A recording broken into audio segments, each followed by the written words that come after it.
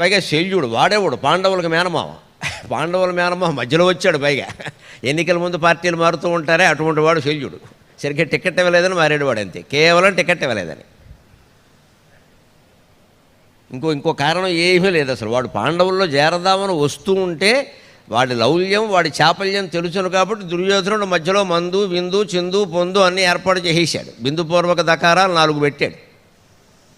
అవన్నీ కావాలి శల్యుడికి, ఆ విషయం తెలుసు. ధర్మరాజు అవన్నీ చేయలేదు. ధర్మం కావలసిన వాళ్ళు నా వైపు రండి, లేత మానేడని ఈ ఏర్పాట్లు నేను చేయలేనని చెప్పాడు. ఓటికి 2000 ఇచ్చి కొనేసే రకం కాదు అది. అందుకని ఆయన చేయాల. దుర్యోధనుడు చేశాడు. వాడికి ఎలాగోలా ఎన్నికల్లో నెగ్గడం కావాలి, ధర్మంగా నెగ్గాలని ఏం లేదు ఇక్కడ. వాడు దీనికి లొంగుతాడు, వేసేయండి మధ్యలో పెట్టేయండి అన్నాడు. పడిపోయాడు. అవన్నీ ఆయన వచ్చే దారిలో ఏర్పాటు చేయగానే పడిపోయాడు. తాగేసిన మైకంలో దుర్యోధనుడు కూడా పక్కనకు వచ్చిన మామ బాగుందా, ఇంకో గ్లాస్ ఏమంటావా అన్నాడు.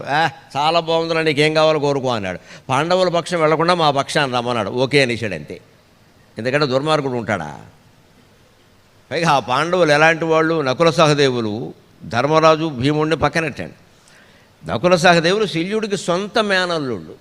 మాద్రి ఆయన సొంత చెల్లెలు, సవతికో చెల్లెలు కాదు, ఏదో కజిన్ కాదు, సొంత చెల్లెలు. ఇద్దరూ ఒకే కడుపున పుట్టారు. పైగా ఆవిడ చచ్చిపోయింది, ఆవిడ లేదు అక్కడ, సహగమనం చేసింది భర్తతో. ఆ పిల్లలు అన్యాయం అయిపోయారు. కుంతి కాబట్టి వాళ్ళని సక్రమంగా పెంచింది, మరొకళ్ళు పాలపడితే వాళ్ళ పని అయిపోయింది. అటువంటిప్పుడు చెల్లెల మీద, చచ్చిపోయిన చెల్లెలు బిడ్డల మీద ఎంత ప్రేమ ఉండాలి? మా చెల్లెలు చచ్చిపోయింది, నా మేనల్లుళ్ళనైనా నేను చూసుకోవాలి కదా. పైగా వాళ్ళకి అన్యాయం జరిగింది. పోనీ నా మేనల్లుళ్ళేనండి, వాళ్ళ ఎంతోమందికి అన్యాయం చేశారు, వాళ్ళెవరికీ అన్యాయం చేయాలి, పాండవులకే అన్యాయం జరిగింది.